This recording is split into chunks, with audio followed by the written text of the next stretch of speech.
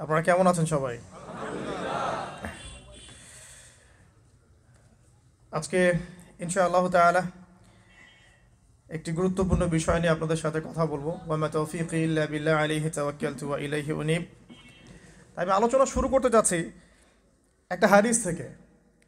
একদিন রাসূলুল্লাহ সাল্লাল্লাহু আলাইহি ওয়াসাল্লাম মসজিদের পাশ দিয়ে হেঁটে যাচ্ছেন, মসজিদে নববীর পাশ দিয়ে।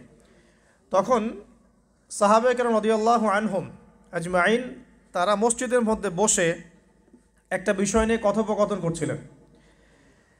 তো নবী সাল্লাল্লাহু আলাইহি ওয়াসাল্লাম জিজ্ঞাসা করলেন যে তোমরা কি নিয়ে কথা বলছো, তোমরা কি নিয়ে কথোপকথন করছো? তখন সাহাবায়ে কেরাম রাদিয়াল্লাহু আনহুম তারা বলছেন যে আমরা কিয়ামতের আলামতগুলো নিয়ে কথা বলছিলাম। কি নিয়ে কথা বলছেন? কিয়ামতের আলামতগুলো নিয়ে সাহাবীরা কথা বলছেন। তো সাহাবীদের কিয়ামতের আলামত নিয়ে কথা বলার কি দরকার ছিল? তাদের সময় তো আর কিয়ামত হবে না। দরকার ছিল কি? সচেতনতা। তারা ফিতনায় নিজেরা যেন না পড়ে যান এই জন্য সতর্ক থাকতে চাইতেন। এই কারণেই ফিতনাময় পরিবেশ নিয়ে আলোচনা করতেন।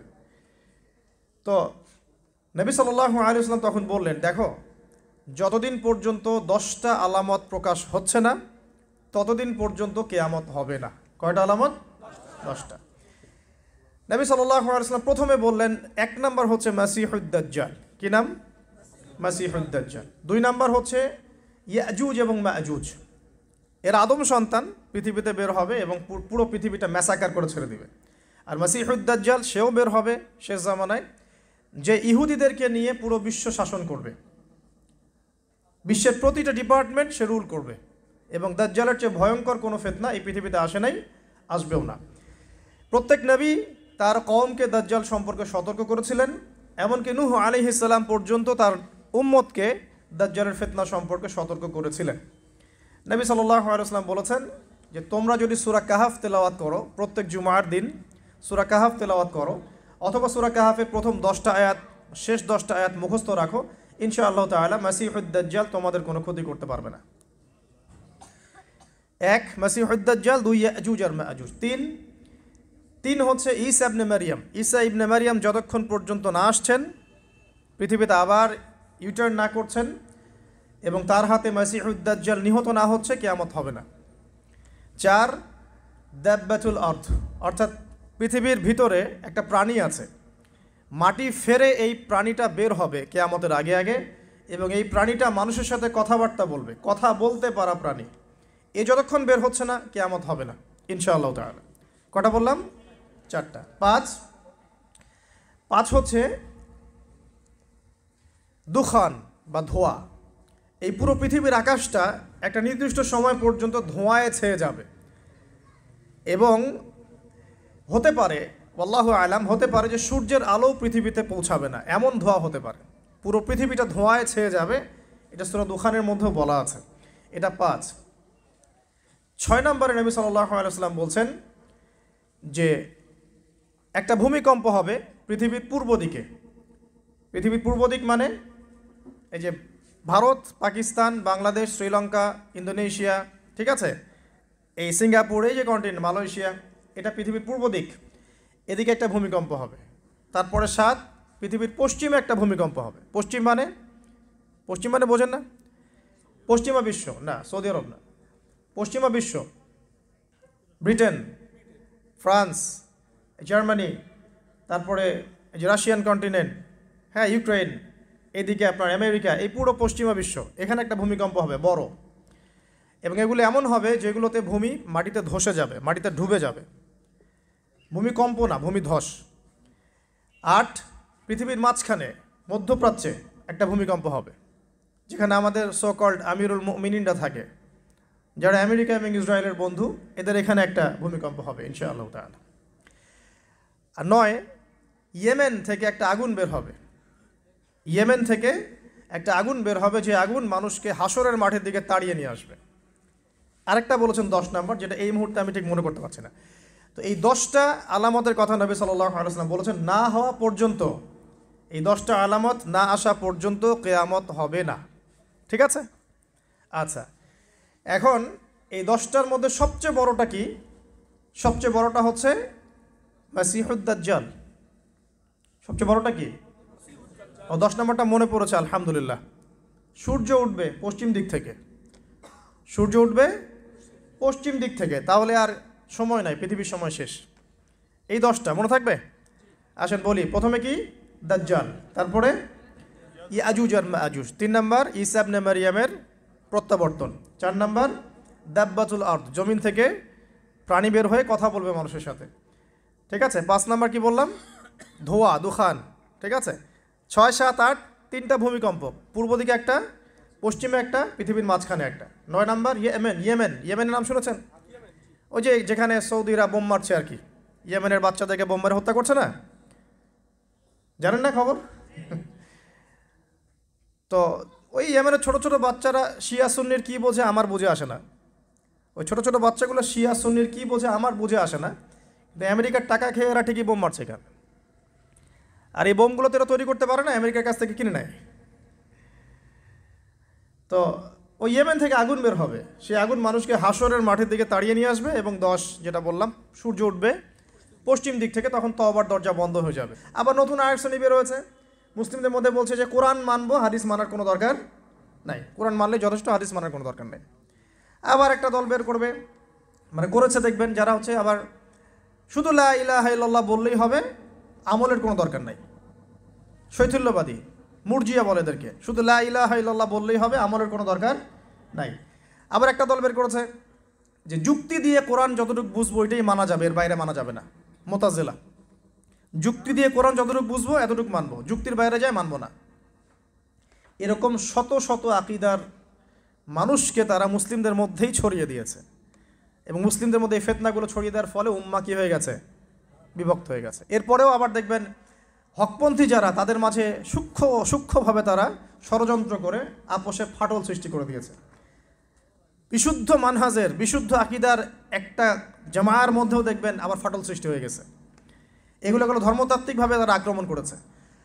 আবার তরুণ যুবকদেরকে এই যে internet section, gaming section, online section, অহেতুক সময় নষ্টর কিছু এলিমেন্টস, গেমিং সেকশন, এগুলো দিয়ে ব্যস্ত রেখেছে। ফ্রি মিক্সিং ছড়িয়ে দিয়েছে, ফ্রি মিক্সিং, নারী পুরুষের একাকার। এখন জেনা ছড়িয়ে দেওয়া হয়েছে, জেনার উপকরণ পর্নোগ্রাফি ছড়িয়ে দেওয়া হয়েছে, সবাই ঘরে বসে এগুলো দেখছে। মাদকটাকে সহজ করে দেওয়া হয়েছে, সবাই এখন এদিকে ছুটছে। রিবা ছড়িয়ে দেওয়া হচ্ছে, সবাই সুদ খাচ্ছে। মানে মুসলিম উম্মাকে ধ্বংস করার জন্য চতুর্দিক থেকে তারা কিন্তু আক্রমণ করেছে। কেন আক্রমণ করেছে? কারণ ওই রুল করতে হলে, তাদেরকে সারা ওয়ার্ল্ডকে রুল করতে হলে সবচেয়ে বড় বাধা কারা? মুসলিমরাই। এই কারণেই সুদূর প্রসারী নীল নকশা একে প্রায় 100-200 বছরের প্ল্যান করে তারা এই কাজগুলো করেছে, যে কাজগুলোতে তারা প্রায় 80-90% সফল। আর আমরা বিগত 100 বছরে সবচেয়ে বেশি যে কয়টা মাসআলা নিয়ে পড়েছিলাম সেটা হচ্ছে হাত বাঁধা, নাবির নিচে, না উপরে না বুকে, রফুল এদিন করবো কি করবো না, আমিন জোরে হবে না আস্তে, পায়ে পা লাগবে কি লাগবে না। আর বিগত 100 বছরে 100 বছর কিন্তু হয়ে গেছে। 1914 সালে অটোম্যান ডিফিটের পরে 2022 চলছে, এখন প্রায় 100 বছর হয়ে গেছে। তো 100 বছরে তারা কিন্তু এই সমস্ত সেক্টরগুলো উন্নতি করে আজকে রুলিং স্টেট। আপনাকে বোঝাচ্ছিলাম ওরাই কিন্তু সারা ওয়ার্ল্ডকে রুল করছে, আর মাসিহুদ দাজ্জালও কিন্তু ইহুদিদেরকে নিয়ে সারা ওয়ার্ল্ডকে রুল করবে। আচ্ছা, এখন বুঝতে পারছেন অলরেডি যারা বিচক্ষণ শ্রোতা, যে এই পরিস্থিতিটা শুধুমাত্র ওদের সাফল্য বললে ভুল হবে। এখানে সবচেয়ে বড় কথা আমাদের ব্যর্থতা। কারণ বিগত 1400 বছরে কিন্তু আমাদের অবস্থা এমন ছিল না। ওমর রাদিয়াল্লাহু আনহুর যুগে আমাদের অবস্থা এমন ছিল, আবু বকর সিদ্দিকের যুগে এমন ছিল, তারপরে আপনার ওসমান আলী রাদিয়াল্লাহু আনহুমা, তাদের যুগে কি আমাদের অবস্থা এমন ছিল? 4 খলিফার যুগ ছিল প্রায় 30 বছর। কত বছর? 30 বছর। 30 বছর ইসলামী খেলাফা চলেছে। তার আগে নবী সাল্লাল্লাহু আলাইহি ওয়াসাল্লাম 23 বছরে সমাজ সংস্কার করেছেন। ওই 23 বছর যদি ধরি, পরের 30 বছর এখানে কিন্তু ইসলামের জয় জয়কার। 4 খলিফার পরেও উমাইয়ারা শাসন এসেছে। কারা আসছে? উমাইয়ারা শাসন করেছে প্রায় 80 থেকে 90 বছর বা 92 বছর। এই 92 বছরেও কিন্তু মুসলিমদের অবস্থা এমন ছিল না। ছিল? কথা বুঝতে পারছেন না? ছিল না। তারপরে শাসন এসেছে আব্বাসীয়রা শাসন করেছে প্রায় 550 বছর। কত বছর? কথা বলেন। প্রায় 550 বছর। এই 550 বছরেও মুসলিমদের অবস্থা এমন ছিল না যেমনটা এখন আজকে আছে। তারপরে ফাতিমি খেলাফত গিয়েছে, তুলুনি খেলাফত গিয়েছে, এদিকে মামলুকদের শাসন গিয়েছে, কর্ডোভার ইসলামিক খেলাফত গিয়েছে, মোগলরা চলে গেছে, উসমানীয়রা চলে গেছে। মুসলিমদের অবস্থা কিন্তু এমন ছিল না। এই হিস্ট্রিগুলো কয়জন জানো? এই 1400 বছর ইসলামের হিস্ট্রিগুলো কয়জন জানো? এই 1400 বছরে আমাদের অবস্থা কিন্তু এমন ছিল না। এখন বর্তমান সিচুয়েশন আর এই 1400 বছরের সিচুয়েশনকে আমরা মিলাতে পারছি না। মিলাতে পারছি না। করণীয় কি আপনার? কেন হলো এই অবস্থা? মানে কি করতে হতো বা কি করা উচিত? কেন হলো এই অবস্থা? মোটা দাগে কয়েকটা কথা হচ্ছে, আমরা বেশিরভাগই ইল্লা মাশা আল্লাহ, আমরা বেশিরভাগই কোরআন এবং সুন্নাহ থেকে দূরে সরে আসছি, 1 নাম্বার। 2 নাম্বার, আমরা বেশিরভাগই আমলের দিকে জোর যতটা না দিয়েছি, ইলম অর্জন, জ্ঞান অর্জনের দিকে অত বেশি জোর দেইনি। কথা বুঝতে পারছেন না মনে হয়? আমরা আমলের দিকে জোর দিচ্ছি না এমন না, আমল করতে চাই আমরা খুব, কিন্তু কোরআন সুন্নাহর গভীর জ্ঞান অর্জন করা এবং সমসাময়িক বিশ্বের জ্ঞানগুলো অর্জন করার দিকে আমরা কিন্তু খুব একটা ফোকাস করছি না। আবার অনেকে তো এখন পর্যন্ত এই যুগে এসেও জেনারেল শিক্ষাকে স্বীকৃতি দিচ্ছেন না। এই শিক্ষাটার দরকার আছে, কোরআন সুন্নাহর সাথে এই শিক্ষাটা অর্জন করলে বিশ্বকে এগিয়ে নেওয়া যাবে, আমরা তো স্বীকৃতি দিচ্ছি না। ইংরেজি শিখলে এখনও অনেকের চুলকানি হচ্ছে, না দরকার নাই, ম্যাথামেটিক্সের দরকার নাই, সায়েন্সের দরকার নাই, আইসিটির দরকার নাই, হ্যাঁ, আন্তর্জাতিক বিশ্ব সম্পর্কে জানার দরকার নাই, এগুলো কিন্তু আমরা এখনও ঢুকাচ্ছি না। ঢুকালেও খুব লো স্কেলে, যেটাতে খুব একটা কাজ হচ্ছে না। তো দেখেন, আমরা আমলের দিকে খুব ফোকাস করেছি ঠিকই, কিন্তু পরিপূর্ণ জ্ঞান অর্জনে কনস্ট্রাকটিভ সিলেবাসের দিকে আমরা কিন্তু সবাই ফোকাস করি নাই। বিগত 100 বছর আমরা পিছিয়ে আসছি এখানে। আবার যারা জেনারেল লাইনে পড়েছি আমরা বেশিরভাগ, তারা মাশাআল্লাহ 20-25 বছর পড়েছি, এখানে আবার আমরা ইসলামটা পাই নাই। এখানে ইসলাম থেকে আমরা আবার সরে আসছি। আমরা অনেক কিছু শিখেছি, ডক্টর হয়েছি, ইঞ্জিনিয়ার হয়েছি, পলিটিশিয়ান হয়েছি, ইকোনমিস্ট হয়েছি, কিন্তু ইসলামিক বেসিক জিনিস জানি না। অজুর ফরজ জানি না, নামাজের ফরজ, ওয়াজিব, সুন্নাত, মোস্তাহাব জানি না, আছে না? ফরজ গোসল কেমন করে করতে হয় সেটাও আমরা বুঝতে পারছি না, জানি না অনেকেই। পরে যখন হেদায়েত আসে তখন আবার পড়াশোনা শুরু করি, তখন জানি। সিলেবাস ওয়াইজ আপনি পাচ্ছেন না। এখানে জ্ঞানের একটা দৈন্যতা আছে না, মেরুকরণ আছে না? এই জ্ঞানের মেরুকরণ হচ্ছে দায়ী, প্রথম কথা। তারপরে হচ্ছে কোরআন সুন্নাহ থেকে সরে আসা, 2 নাম্বার। 3 নাম্বার, আমল করেছে ঠিকই, কিন্তু পরিপূর্ণ আমলে আমরা বিশ্বাসী না অনেকেই। হ্যাঁ, যে আমলগুলো করলে কোনো সমস্যা হয় না সেগুলো করছি ঠিকই, যে আমলগুলো করলে সমস্যা হবে সেগুলো আবার করতে চাই না। কীরকম? নামাজ পড়লে কোনো সমস্যা নাই, আপনি নামাজ পড়বেন, তাসবিহ তাহলিল করবেন, হ্যাঁ, আপনি সময় লাগাবেন, ওকে ফাইন। কিন্তু সুদ নিয়ে কথা বললে বা সুদের এগেনস্টে কিছু করলে প্রবলেম, আপনি করতে যাচ্ছেন না। ওটা নিয়ে লেকচার দিলে আপনার চাকরি থাকবে না, আপনার ওই ইমামতি থাকবে না। হ্যাঁ, আপনি স্টেজে উঠছেন, মাহফিল কমিটি কানে কানে বলে দিচ্ছে যে এখানে ভাই অনেক সুদখোর আছে, সুদ নিয়ে কথা বলা যাবে না, এখানে ভাই অমুক আছে, ভাই এগুলো নিয়ে কথা বলা যাবে না। হ্যাঁ, আমাদের মাহফিলে যিনি দান করেছেন উনি আবার অনেক বড় তামাকের ব্যবসায়ী, তামাক নিয়ে কথা বলেন, যাই বলেন। তো যে পরিপূর্ণ যে আমল, মানে ইসলামের পরিপূর্ণতা আমি আমল করব, পারি না পারি আগে বিশ্বাস তো করবো যে হ্যাঁ পরিপূর্ণটাই ইসলাম, এখন পারছি না সেটা আলাদা বিষয়। এখান থেকে আমরা অনেকে সরে আসছি। আর কি দেখেন, আমরা কিন্তু আদর্শ পরিবারটা গড়তে অনেকে ব্যর্থ হয়েছি। 4 নাম্বার। 5 পরিবারের একজন নামাজ পড়ে, বাকিরা পর্দা নাই, নামাজ নাই, খেয়ালও নাই আমাদের অনেকটা। আবার দেখবেন আমাদের মা বোনদের পর্দা শিথিলতা করে দিয়েছি আমরা, সব জায়গায় উন্মুক্ত হয়ে ঘুরছে। তার চেয়ে বড় কথা, আমরা কিন্তু অনেকে আবার হারাম রিজিকে ঢুকে গেছি। রিজিকের ক্ষেত্রে আমরা হালাল হারামের পরোয়া করছি না, সুদ, ঘুষ, জেনা, ব্যভিচার সবখানেই আছি আমরা, দুর্নীতি সব জায়গায় আছে। তো এই আর কি কারণ। সবচেয়ে বড় কথা, ইউনাইটেড নেশনসটা, মানে আমাদের মুসলিম উম্মার ইউনিটিটা নষ্ট হয়ে গেছে। সবাই বাহ্যিকভাবে যদি বলি আমরা সবাই ভাই ভাই, কিন্তু আপোষে আমরা আসলে হিংসাত্মক মনোভাব পোষণ করছি, বোথ পলিটিক্যালি এবং ধর্মতাত্ত্বিকভাবেও। দেখবেন এই যে সিজন আসবে, ইলেকশনের সিজন, নিজের ভাই, আপন ভাই ভাই মারামারি করবে। দেখবেন উভয় মুসলিম, ওই ভাইও মুসলিম, এক্স, এই ভাই ওয়াই, এও মুসলিম, এক্স ওয়াই মারামারি করে, দুজনে মুসলিম। দুনিয়ার জন্য, দুনিয়ার একটা ক্ষমতার জন্য উভয় ভাই ডেমোক্রেটিক পদ্ধতি থেকে মারামারি করে জীবন শেষ। অথচ দুইজনই আমার ভাই, দুইজন মরলে জানাজা পড়বো, তাই না? দুজনে মুসলিম, আমরা চাবো দুজনে জান্নাতে যাক। একইভাবে ধর্মের দিকে দেখবেন, 2টা মুসলিম দল এই রক্ত মাংস খাওয়াখাওয়ি করছে, 2টা মুসলিম বক্তা একজন একজনকে কামড়াকামড়ি করছে, 2টা মুসলিম মানে মানহাজের মানুষ উভয় একে অপরকে কাদা ছড়াছড়ি করছে। এই যে ছোট মানসিকতা, মানে কি বলবো, যে মিন মাইন্ডেড সাইকোলজি, এটা আমাদের উম্মার ভাঙনের জন্য অনেকটা দায়ী আর কি। আমরা লিবারেল হতে পারি নাই, উদার হতে পারছি না, সবাইকে ভাই মনে করতে পারছি না, এবং সবার কল্যাণকামী হওয়ার মানসিকতাটা হারিয়ে যাচ্ছে। এই জিনিসগুলো আমাদের পিছিয়ে পড়ার অন্যতম কারণ হয়ে দাঁড়িয়েছিল আর কি। আর পলিটিক্যাল ইস্যুগুলো তো বাদ, কারণ আমরা তো ওই লেভেলে যাই নাই। এখন তো ইসলামিকভাবে ওইটা সব জায়গায় ইম্পোজ করা হয় নাই, এই কারণে আপনি ওয়ার্ল্ড অ্যাফেয়ার্সে গিয়ে ইসলাম নিয়ে কথা বলতে পারছেন না। তো অনেকগুলো কারণেই আমরা পিছিয়ে পড়েছি। এই কারণগুলো কীভাবে সলভ করা দরকার সেটা আপনারা আরও ভালো বুঝতে পারছেন। জ্ঞান অর্জনের দরকার আছে, এখন আমল বাড়িয়ে দেওয়ার দরকার আছে, আদর্শ পরিবারের প্রয়োজন আছে, হালাল রিজিকের প্রয়োজন আছে, পর্দায় চলে আসার দরকার আছে, আমাদের আগামী প্রজন্মকে মানুষ করার দরকার আছে, উম্মার ঐক্যবদ্ধতার পিছনে কাজ করার দরকার আছে, এবং ইসলামের বিরুদ্ধে যে বিভ্রান্ত মতবাদগুলা এগুলোর বিপক্ষে দালিলিক জবাব দেওয়ার প্রয়োজন আছে এখন। তো এভাবে কিন্তু আমরা আবারও ওই নতুন জায়গায় আসতে পারবো ইনশাআল্লাহ। আমি হতাশাবাদীদের অন্তর্ভুক্ত নই আমি ব্যক্তিগতভাবে, এবং এই উম্মা কখনো হতাশ হবে না ইনশাআল্লাহ। কারণ নবী সাল্লাল্লাহু আলাইহি ওয়াসাল্লাম মাত্র 23 বছরের মধ্যে যদি আইয়ামে জাহিলিয়াতকে পরিবর্তন করে ফেলতে পারেন, তাহলে সেই আল্লাহ যদি জীবিত থাকেন, সেই নবীর সুন্নাহ যদি জীবিত থাকে এবং সেই কোরআন যদি আমাদের হাতে থাকে, আজকেও সম্ভব সারা ওয়ার্ল্ডের প্রেক্ষাপট পরিবর্তন করা। আমরা বড় স্বপ্ন দেখতে চাই, ছোট স্বপ্ন দেখবেন কেন, বড় স্বপ্ন দেখবেন। এই স্বপ্নের উপর দাঁড়িয়েই তো ইনশাআল্লাহ ইমাম মাহদী এই বিশ্বে ইসলাম প্রতিষ্ঠা করবেন না? তিনি কেমন করে করবেন? তিনি তো একা, কেমন করে করবেন? নিঃসন্দেহে তার কিছু মানুষ থাকবে যারা তার মতো করে চিন্তা করে, যারা পরিপূর্ণ ইসলাম পালনে নিজেকে উৎসর্গ করতেও প্রস্তুত থাকবে। এমন তো কিছু মানুষ তিনি নিয়ে আসবেন, তিনি তো পারবেন। ঈসা ইবনে মারিয়াম তো আসবেন, আমি বললাম 10টা আলামত, তার মধ্যে একটা হচ্ছে ঈসা ইবনে মারিয়াম আসবেন এবং তিনি এই জুলুমের ভিত্তিটা উপড়ে ফেলবেন। এটা কি এমনি এমনি হবে? অনেক ত্যাগ হবে, অনেক তিতিক্ষা হবে, অনেক পরিশ্রম হবে, হ্যাঁ, তাদের ইফোর্ট থাকবে। সারা বিশ্বের মধ্যে ইসলামটা আল্লাহ যাদেরকে পছন্দ করবেন তাদের মধ্যে দিয়ে ছড়িয়ে দিবেন। একবার না একবার কিন্তু এটা হবেই। আমরা জানি আসন্ন সময়গুলো তাদের বিশ্বকে ডমিনেট করার সময়, কিন্তু তারপরে একটা যুগ আসবে যেই যুগে ইসলামের সোনালী সকাল কিন্তু আবারও দেখা যাবে ইনশাআল্লাহ।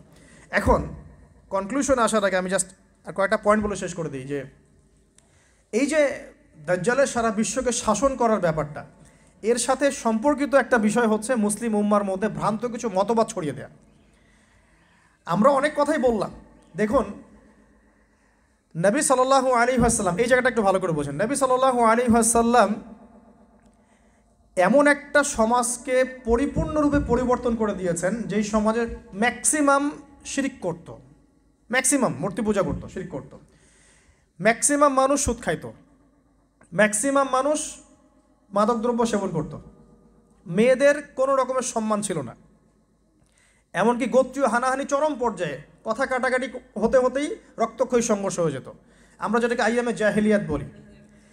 এদিকে দেখেন নবী সাল্লাল্লাহু আলাইহি ওয়াসাল্লাম আইয়ামে জাহিলিয়াতের একটা জাহেলি সমাজকে কত বছরে পরিবর্তন করেছেন বলেন? কত বছর? মাত্র 23 বছর। 23 বছর পরে মক্কার দিকে তাকিয়ে দেখেন, কোনো শিরক আছে কি? কোনো সুদ আছে? কোনো জেনা, ধর্ষণ, মাদক, মেয়েদেরকে জীবন্ত কবর দেয়া, মানবতা বিরোধী কোনো অপরাধ আছে?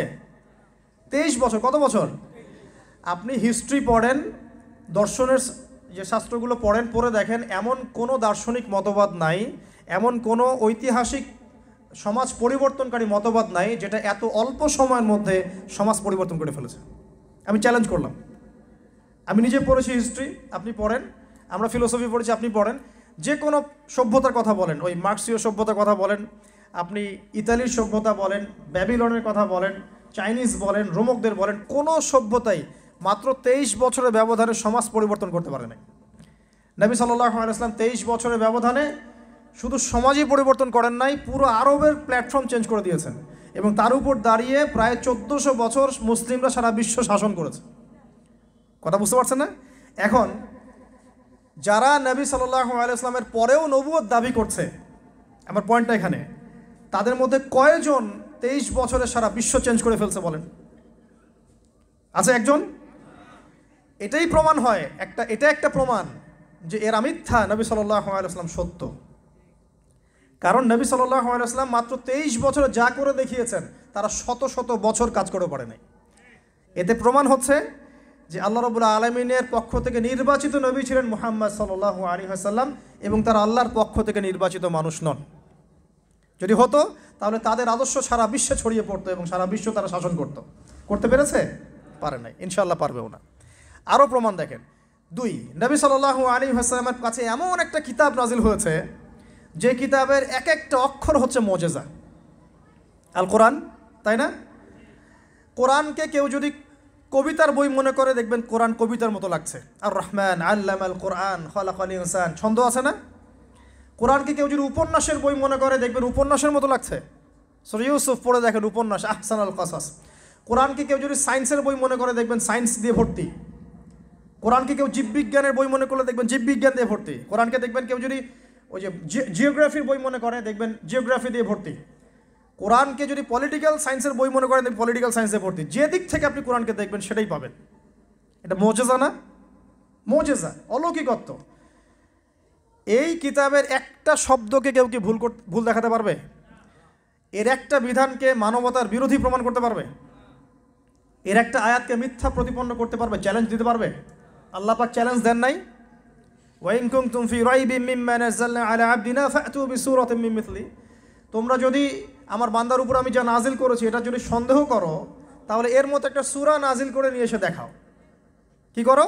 জাস্ট একটা এরকম সূরা, ইন্না আতাইনাকাল কাউসার ফাসাল্লি লিরাব্বিকা ওয়ানহার ইন্না শানিয়াকা হুয়াল আবতার, এমন একটা সূরা জাস্ট রচনা করে এনে দেখাও।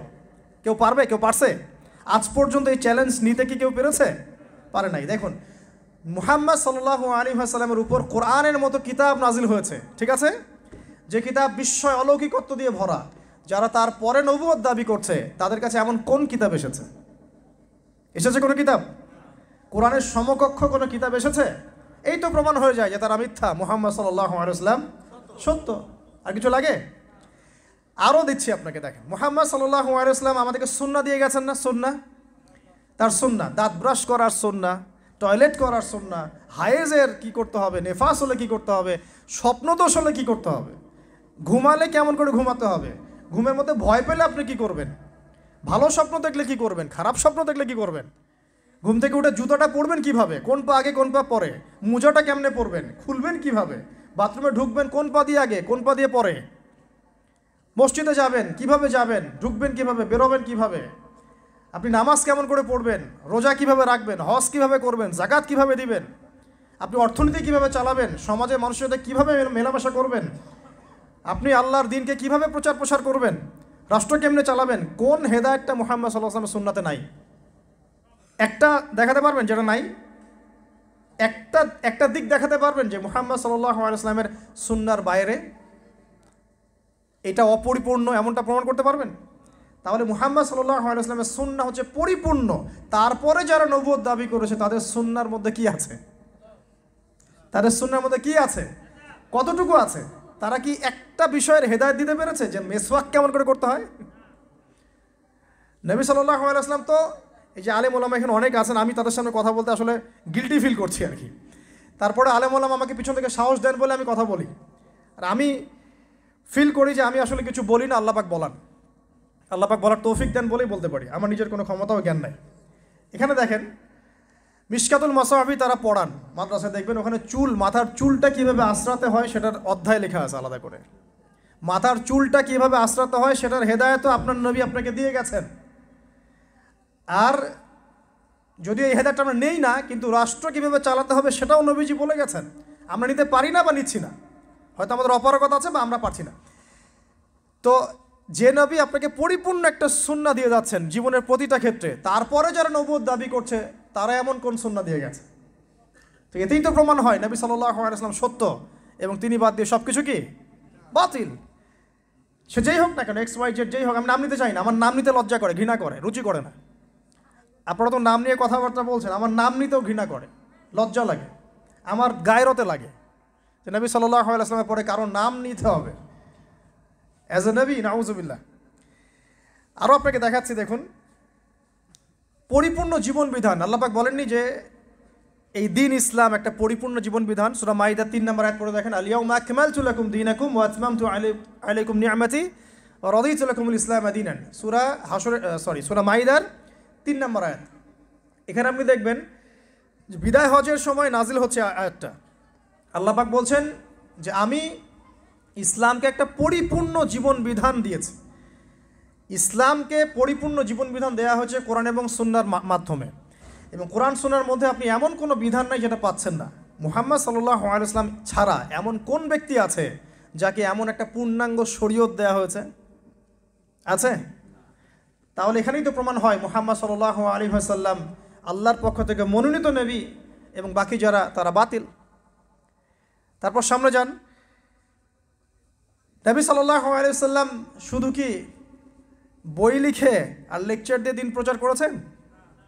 প্রথম 3 বছর গোপন দাওয়াত দিয়েছেন। দেখেন 23 বছর, প্রথম 3 বছর গোপন দাওয়াত দিয়েছেন, পরে তিনি প্রকাশ্য দাওয়াত দিয়েছেন। মক্কায় থেকেছেন 13 বছর, তারপর মদিনায় হিজরত করে সেখানে 10 বছর। কখনো যখন সবর করার দরকার সবর করেছেন, যখন দাওয়াত দেওয়ার দাওয়াত দিয়েছেন, যখন অস্ত্র ধরার অস্ত্র ধরেছেন। সারিয়া করেছেন, সারিয়া এবং গাজওয়া। সারিয়া কি?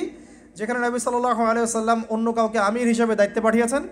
আর গাজওয়া হচ্ছে বদর উহুদের মতো, খন্দকের মতো, খায়বারের মতো, যেখানে নবী সাল্লাল্লাহু আলাইহি ওয়াসাল্লাম নিজে উপস্থিত থেকেছেন অ্যাজ এ সেনাপতি। একজন নবী, তিনি অস্ত্র হাতে তরবারি নিয়ে যুদ্ধের মাঠে যুদ্ধের নেতৃত্ব দিচ্ছেন। নবী সাল্লাল্লাহু আলাইহি ওয়াসাল্লামের পরে যারা নবুয়ত দাবি করছে, এদের কয়জন এমনটা করেছে?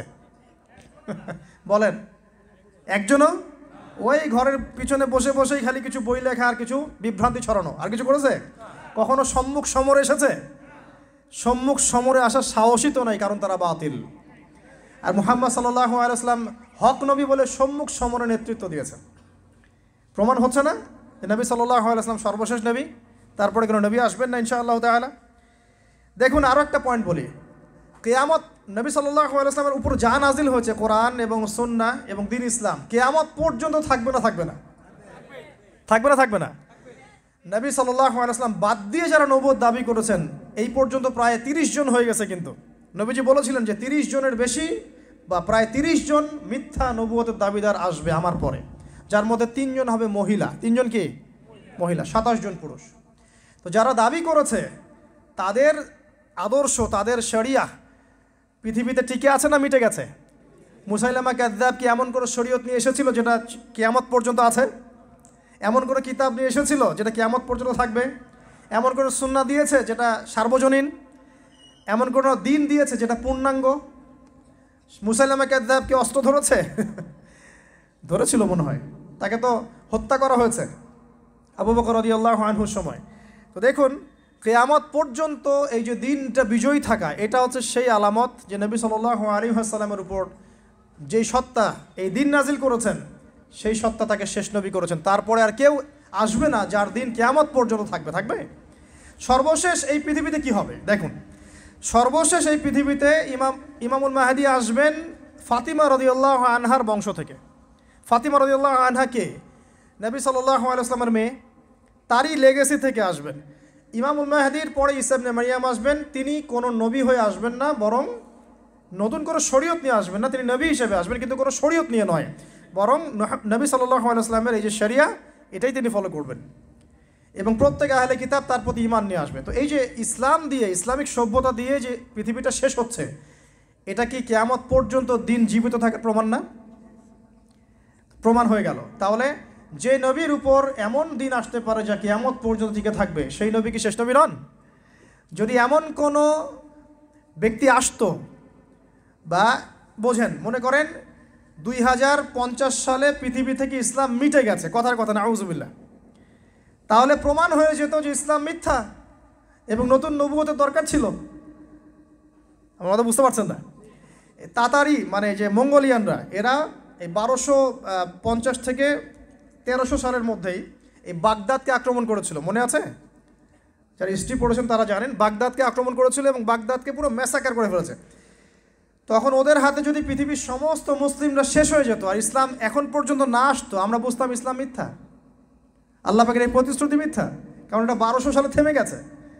আল্লাহ পাক বলছেন ইসলাম শেষ পর্যন্ত থাকবে। যদি থেমে যেত তাহলে আরও নবী আসার দরকার ছিল, নবুয়তের দরকার ছিল। যেহেতু থামে নাই, কিয়ামত পর্যন্ত থামবে না, অতএব নবী আসারও দরকার নাই।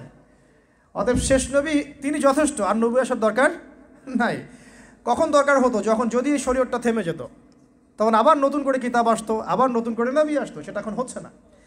অতএব এটা আমাদের প্রমাণ যে নবী সাল্লাল্লাহু আলাইহি ওয়াসাল্লামের পরে কোনো নবী আসবেন না। এরপরে আসেন আর কয়েকটা পয়েন্ট বলে শেষ করে দেই, একটু আধ্যাত্মিক লেভেলে যাই। পৃথিবীর ইতিহাসে এমন কোনো মানুষ আছে যাকে আল্লাহ পাক মাটি থেকে আসমানে উঠিয়ে আরশে আজিম পর্যন্ত নিয়ে গেছেন?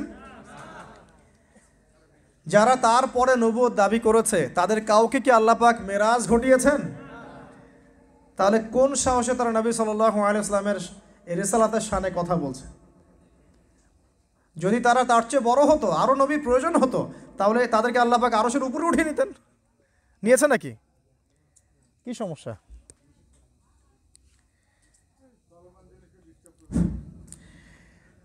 মেরাজের কথা বলছিলাম যে নবী সাল্লাল্লাহু আলাইহি ওয়াসাল্লাম ছাড়া কি অন্য কাউকে মেরাজ করা হয়েছে?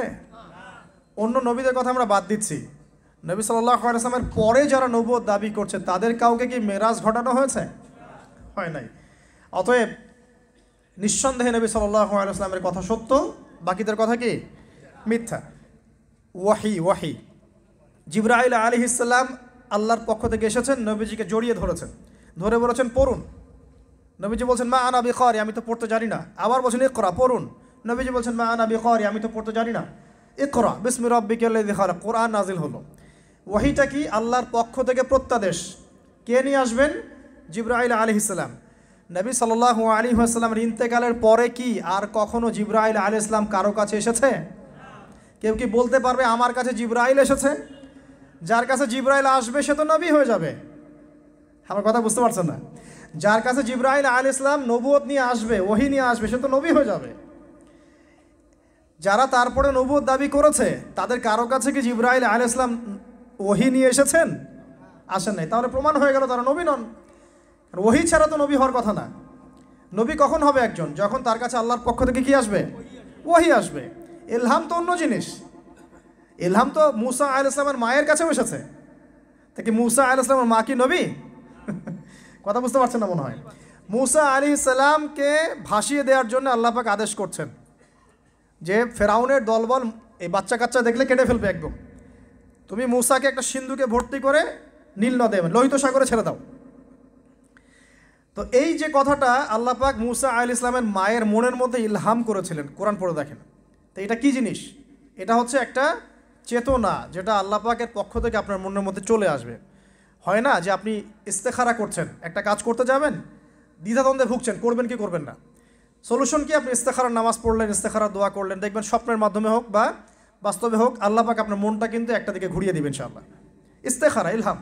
ইলহামের বিষয় আর ওহী কি এক জিনিস হলো? ওহী কি জিবরাইল আলাইহিস সালাম নিজে আল্লাহর নিদর্শন আয়াত নিয়ে এসে আপনার কলবের মধ্যে ওহী করছেন? এমনটা কি নবীজির পরে কাউকে করা হয়েছে? ওহী না আসলে কেউ নবী হবে না, হবে? অতএব ওহী যেহেতু আসে নাই, নিঃসন্দেহে তারা নবী নন। প্রমাণ হয়ে গেল। আর তো প্রমাণের দরকারই নাই, আর তো প্রমাণ দরকারই না আসলে। আর ওহী কেমন হয়? নবীজি বলছেন, শোনেন কোরআনের ওয়েট, কোরআনের ভার কেমন। নবী সাল্লাল্লাহু আলাইহি ওয়াসাল্লাম শীতের, প্রচণ্ড শীতের সময় তার কাছে ওহী আসছে। সাহাবীরা বলছেন প্রচণ্ড ঠান্ডার মধ্যে আমরা দেখছি নবী সাল্লাল্লাহু আলাইহি ওয়াসাল্লামের কপালে দরদর করে ঘাম পড়তেছে। ওহী, কোরআনের ওয়েট।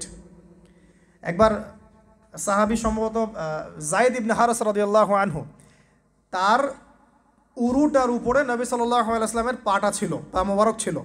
এমত অবস্থায় ওহী চলে আসছে একটা। আর যায়েদ ইবনে হারেস রাদিয়াল্লাহু আনহু বলছেন যে আমার মনে হলো তখন যে আমার পাটা মনে হয় একদম গুঁড়া হয়ে যাবে ভারে, ওজনে ভারে, মনে আমার হাড্ডিগুলো গুঁড়া হয়ে যাবে এমন মনে হচ্ছে। কখনো ঘন্টার মতো শব্দ হতো, সহিহ বুখারী পড়ে দেখেন, কখনো ঘন্টার মতো শব্দে ওহী আসছে, কখনো মানুষের রূপে জিবরাইল আলাইহিস সালাম আসছে। যারা নবীর পরে নবুয়ত দাবি করছে তাদের কারো কাছে কি এমন হয়েছে? তাহলে তো প্রমাণ হয়ে গেল ওহী আসে নাই। ওহী নাই, নবুয়ত নাই। ওহী আসলে নবুয়ত হবে। ইলহাম তো নবুয়তের নিদর্শন নয়, ইলহাম তো আপনার কলবেও হতে পারে। অনেক আল্লাহওয়ালা মানুষ আছেন না যারা দূরদর্শিতা অনেক বেশি। এই যে মূসা আলাইহিস সালাম বলছেন নৌকা কেন ফুটা করলেন, এই বাচ্চা কেন হত্যা করলেন, এই যে দেয়াল কেন নির্মাণ করলেন। মূসা আলাইহিস সালাম নবী হয়েও বুঝতে পারছেন না কাজগুলো খিদর আলাইহিস সালাম কেন করলেন। আর খিদর আলাইহিস সালাম বলছেন নৌকা ফুটা না করলে এটা হাইজ্যাক হয়ে যেত। সূরা কাহাফ পড়েন নাই? বাচ্চাকে হত্যা না করলে বাচ্চা বড় হয়ে বড় কাফের হতো। আর দেয়াল নির্মাণ করেছে এই কারণে যে এর নিচে এতিম বাচ্চাদের সম্পদ আছে। মূসা, তোমাকে এই জ্ঞানটা আল্লাহ পাক দেন নাই, আমাকে দিয়েছেন। সুবহানাল্লাহ। তো এই যে আপনার কাছেও তো আল্লাহর পক্ষ থেকে মনের মধ্যে কিছু চেতনা আসতে পারে, ভালো মন্দ বোঝার কিছু ক্ষমতা, নূর এবং বাসির আসতে পারে, এগুলো তো ওহী নয়। এগুলোকে ওহী, ওহী কি আল্লাহর পক্ষ থেকে প্রত্যাদেশ। ওহী আসে নাই, অতএব নবুয়ত নাই, সিম্পল। সামনে যান, শাফাআত। কে দাবি করবে নবী সাল্লাল্লাহু আলাইহি ওয়াসাল্লামের পর যে সে কিয়ামতের মাঠে উম্মতের জন্য সুপারিশ করবে? কে আছে? মুসাইলামা কাযযাব? মুসাইলামা কাযযাব উম্মতের জন্য সুপারিশ করবে? কে আছে এমন যে নবী সাল্লাল্লাহু আলাইহি ওয়াসাল্লামের পরে পুরো উম্মতের জন্য সুপারিশ করবে? এই কথা বলার মতো বুকের সাহস কারো আছে? তো যেই কাজটা উম্মতের জন্য করতে পারে না সে কেমন করে উম্মতের নবী হয়? যে উম্মতের পক্ষে আল্লাহর কাছে সুপারিশ করতে পারবে না সে কিভাবে নবী হবে? একজন নবীকে, একজন নেতা কাকে বলে? এই যে এখানকার পলিটিক্যাল নেতা কি করবেন? তিনি এই পুরো জনগণের জন্য কাজ করবেন না? এক রাষ্ট্রের নেতা কি করবে? পুরো রাষ্ট্রের জনগণের জন্য কাজ করবে না? নবী সাল্লাল্লাহু আলাইহি ওয়াসাল্লাম উম্মাহ, পুরো উম্মার নেতা। তিনি পুরো উম্মার জন্য আল্লাহর কাছে দোয়া করবে, আল্লাহ আমার উম্মাকে মাফ করে দাও। এটা কে বলেছে? নবী সাল্লাল্লাহু আলাইহি ওয়াসাল্লামের পর যারা নবুয়ত দাবি করছে। কেউ কি তাদের কিতাবে কোনো জায়গায় লিখেছে আমি পুরো উম্মতের জন্য সুপারিশ করব? তাহলে আপনার তো উম্মা নিয়ে কোনো ফিকিরই নাই, ব্যক্তি স্বার্থ নিয়ে পড়ে আছেন। আপনি কেমন করে নবী হন? তো সে কেমন করে নবী হয়? সামনে যান, হাউজে কাউসার। আল্লাহ পাক হাউজে কাউসার কাকে দিবেন? কাকে দিবেন? ইন্না আ'তাইনাকা আল কাউসার কার জন্যে? নবী সাল্লাল্লাহু আলাইহি ওয়াসাল্লামের জন্য। কাউসার থেকে পানি পান করাবেন কে? যারা তারপরে নবুয়ত দাবি করেছে তারা কি বলতে পারবে যে আমি আমার অনুসারীদেরকে হাউজে কাউসার থেকে পানি দিব? তাহলে কেমন করে সে নবী হলো? বোঝেন কথাগুলো। সামনে যান, মাকামে মাহমুদ, সবচেয়ে শ্রেষ্ঠ মাকাম জান্নাতের। কাকে দিবেন আল্লাহ পাক? মুহাম্মদ সাল্লাল্লাহু আলাইহি ওয়াসাল্লামকে। এখন কেউ যদি তার চেয়ে বেস্ট হয়, সে দাবি করুক যে আমাকে আল্লাহ পাক মাকামে মাহমুদ দিবে, নাউজুবিল্লাহ। এরকম অসংখ্য নিদর্শন আছে যেগুলো বললে শেষ করা যাবে না সারা রাত। যে নবী করিম সাল্লাল্লাহু আলাইহি ওয়াসাল্লামের উপরে যা নাজিল হয়েছে এই ওহী, সেটা আসবে না। ওহী আসবে না মানে পরবর্তীতে কোনো নবুয়ত নাই। জিবরাইল আলাইহিস সালাম পৃথিবীতে আর ওহী নিয়ে আসবেন না। যেহেতু তিনি আসবেন না, অতএব তারপরে নবী হওয়ার কোনো সুযোগ নাই। তার উপর যে কোরআন নাজিল হয়েছে, এমন কিতাব, এমন অনন্য কিতাব আর কিয়ামত পর্যন্ত আসবে না। যেহেতু কোরআনের মতো কোনো কিতাব আসবে না, অতএব নবুয়তের ওহীর কোনো প্রশ্নই ওঠে না। নবী সাল্লাল্লাহু আলাইহি ওয়াসাল্লামের উপর যে সুন্নাহ এসেছে এবং যে পূর্ণাঙ্গ শরীয়ত এসেছে, এমন পূর্ণাঙ্গ শরীয়ত আর আসবে না। অতএব যেহেতু পূর্ণাঙ্গ শরীয়ত আসছে না, অতএব এই শরীয়তের দাবিকারী, নবুয়তের দাবিকারী মানুষরা আল্লাহর কাছে মিথ্যাবাদী বলে প্রমাণিত হবে। এছাড়া যে কথাগুলো বললাম যে কিয়ামত পর্যন্ত তার দিনের স্থায়িত্ব, নবী করিম সাল্লাল্লাহু আলাইহি ওয়াসাল্লামের মেরাজ ঘটানো, তার শাফাআত, তার হাউজে কাউসার, তার মাকামে মাহমুদ, উম্মার জন্য আমভাবে সুপারিশ, এরকম অসংখ্য ঘটনা আছে যেগুলো দিয়ে আমরা প্রমাণ করতে পারি যে নবী করিম সাল্লাল্লাহু আলাইহি ওয়াসাল্লামের মধ্য দিয়ে আল্লাহ পাক দ্বীন ইসলামটাকে পরিপূর্ণ করে দিয়েছেন এবং এরপরে ওহী আসার বা এখান থেকে কিছু মাইনাস করার কোনো সুযোগ আর রাখেন নাই। এখন নবী সাল্লাল্লাহু আলাইহি ওয়াসাল্লাম নিজের মুখের বাণী যে আমার পরে কোনো নবী নেই, আমার পরে আসবে খলিফা। আমার পরে কোনো নবী নেই, আসবে কি? খলিফা। তো খলিফা, খেলাফা রাশেদার যুগও শেষ হয়ে গেছে, তবে সর্বশেষ একজন খলিফা, একজন ইমামুন আদেল আসা বাকি আছে। সেই ইমামুন আদেল সম্পর্কেও তারা বলেছে যে ঈসা আলাইহিস সালাম নাকি মারা গেছে, নাউজুবিল্লাহ। ঈসা আলাইহিস সালাম যদি মারা যায় তাহলে কোরআনুল কারীমের এই আয়াতের কি হবে? আল্লাহ পাক বলছেন যে ওয়ামা কাতালুহু ওয়ামা সালাবুহু, তারা ঈসা ইবনে মারইয়ামকে হত্যাও করে নাই, ক্রুশবিদ্ধও করে নাই, বরং আবাল রাফাআহুল্লাহু ইলাইহি, বরং আল্লাহ পাক তাকে তার কাছে উঠিয়ে নিয়েছেন। এবং ঈসা ইবনে মারইয়াম হচ্ছে কিয়ামতের সেই 10টা আলামতের একটা, যার হাতে আল্লাহ পাক সবচেয়ে বড় ফিতনা দাজ্জালকে নিহত করবেন। এবং ইনশাআল্লাহ তাআলা ঈসা ইবনে মারইয়াম তাকে মারার পরে 40 বছর এই পৃথিবীটা শাসন করবে ইনশাআল্লাহ। তখন পৃথিবীর প্রত্যেকটা কাঁচা এবং পাকা বাড়িতে ইসলাম ছাড়া, লা ইলাহা ইল্লাল্লাহ ছাড়া অন্য কোনো কিছু থাকবে না ইনশাআল্লাহ তাআলা।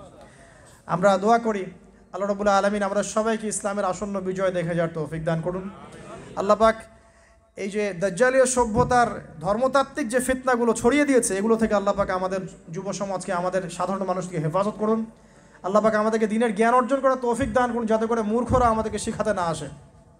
আল্লাহ পাক আমাদেরকে আবেগপ্রবণ না হয়ে বিবেক দিয়ে, পরিবেশ পরিস্থিতি বুঝে দ্বীনের জন্য খেদমতে কাজ করার তৌফিক এনায়েত করুন। আল্লাহ পাক আমাদেরকে হকের পথে দাঁড়ানোর তৌফিক দান করুন, বাতিলকে বাতিল বলার তৌফিক দান করুন। আল্লাহ রাব্বুল আলামিন আমাদের আদর্শ পরিবার করে দিন, হালাল রিজিককে প্রশস্ত করে দিন, নবী সাল্লাল্লাহু আলাইহি ওয়াসাল্লামের দ্বীনকে তার জমিনের মধ্যে প্রতিষ্ঠা করার তৌফিক আল্লাহ পাক আমাদেরকে দান করুন, আমিন। আমাদের ঊর্ধ্বতন কর্তৃপক্ষ যারা আছে প্রত্যেকটা মহলে আমরা দোয়া করি আল্লাহ পাক তাদের প্রত্যেককে ঈমানদার বাড়িয়ে দিন, আমিন। যে যে সেকশনে আছে আল্লাহ পাক সেখান থেকেই তাদেরকে ইসলামের কল্যাণে কাজ করার তৌফিক দান করুন।